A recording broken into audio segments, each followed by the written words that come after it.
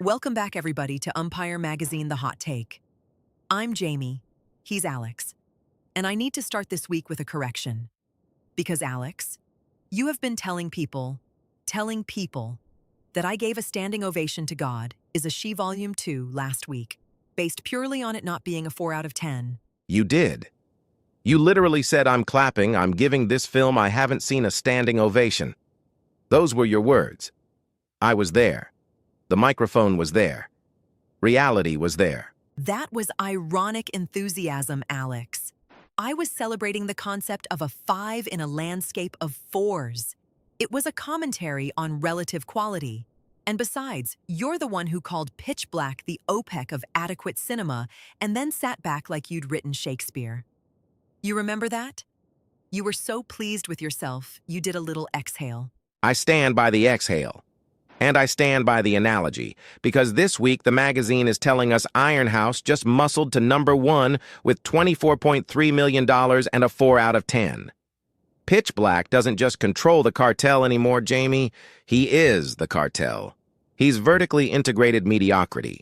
24.3 million. That's massive.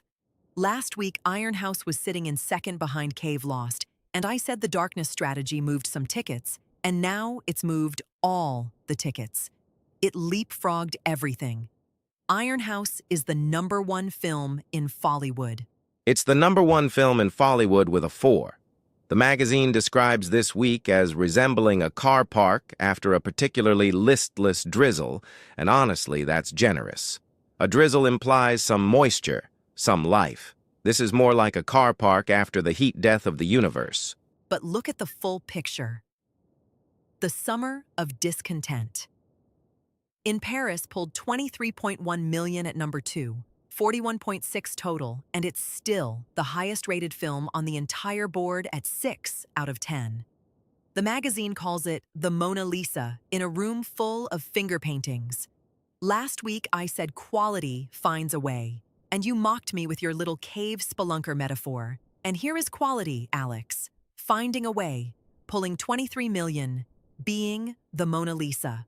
A 6 out of 10 is the Mona Lisa. We've gone from it being the Citizen Kane of its generation last week to the Mona Lisa this week.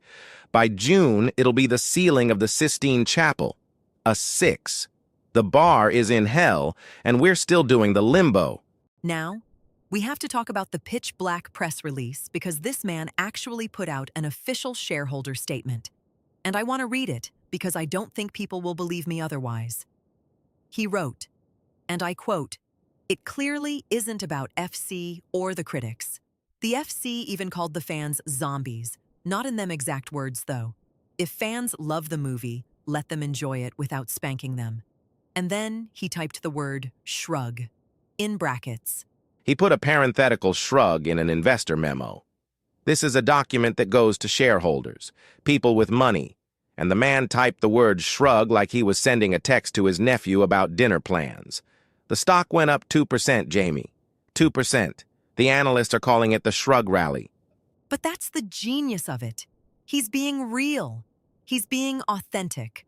Last week, we watched him buy a laminated rulebook and argue with it outside craft services for 22 minutes. Remember last week you said the escalation trajectory was riveting, that by June someone would sharpen a pencil pointedly and we'd call it an arms race? Well, this week, he accused an espresso machine of deliberate sabotage, Alex. He put a coffee machine on a formal performance improvement plan.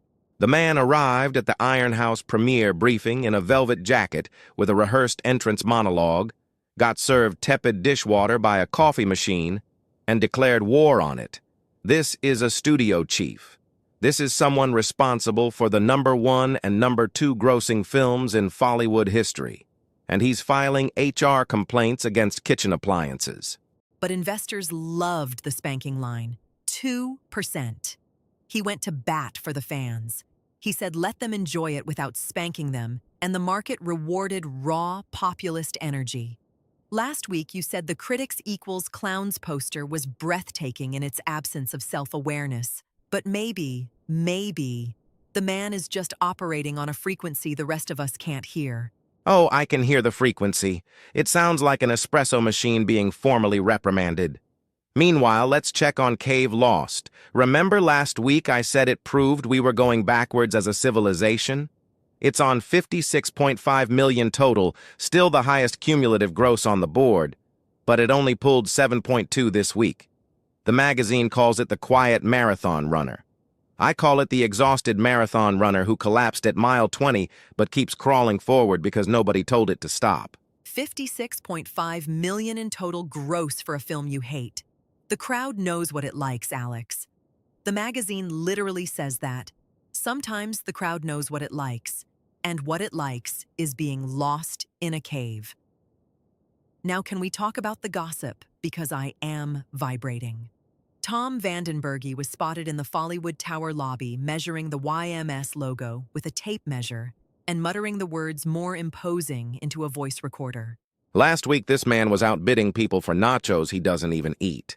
He was waging economic warfare through guacamole, and now he's measuring his own logo with a tape measure at $96 a share, the most expensive stock in the building, apparently deciding it needs to be more imposing.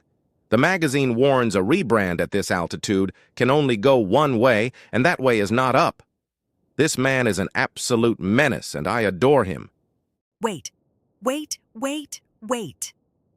Did you just say you adore Tom Vandenberge?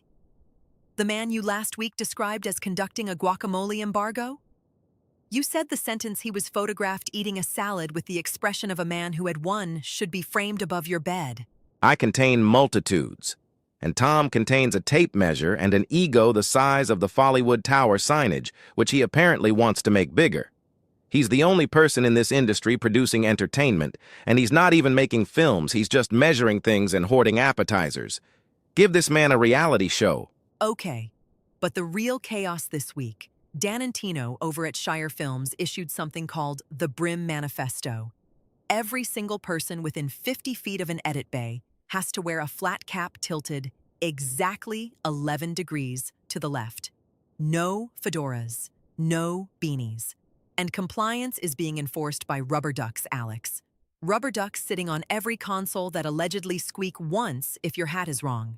Rubber duck compliance officers. Follywood has rubber duck compliance officers, and this is the same studio that released Bag Up, which made $6 million and forgot to include either laughs or insight. Maybe if Dan and Tino spent less time calibrating brim angles and more time on scripts, his films would break a 5. Just a thought. A radical, unhinged thought.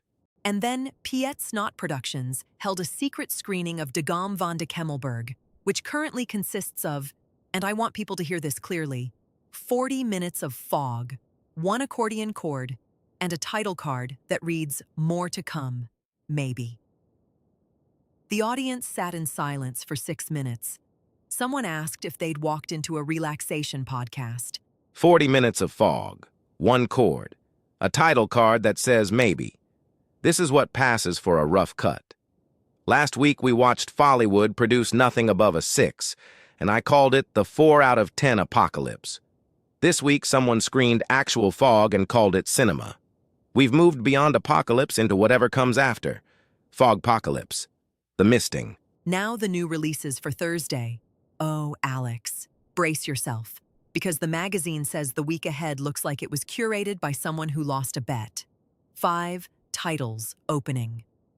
Believe it or not, a 3-hour documentary about blurry photographs, 3 out of 10. My Mother is an Alien. A rusty tractor launches into space, 3 out of 10. The Tale of a Hero, animated, 3 out of 10.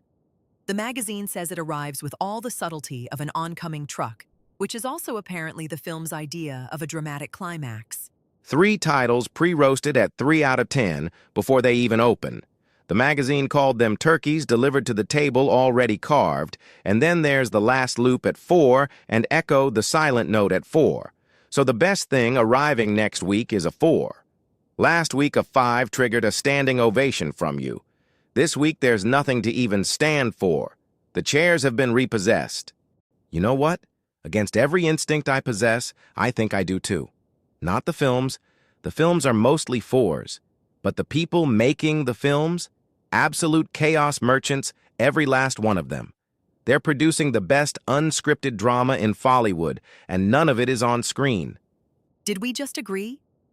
Did Alex the cynic just admit he loves something?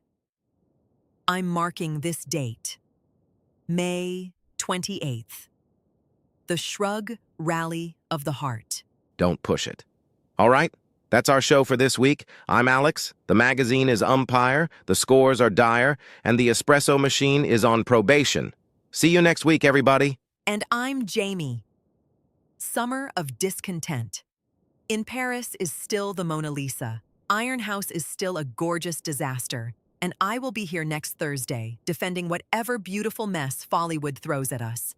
Love you all, see you next week, and please, somebody get pitch black a decent coffee. Bye.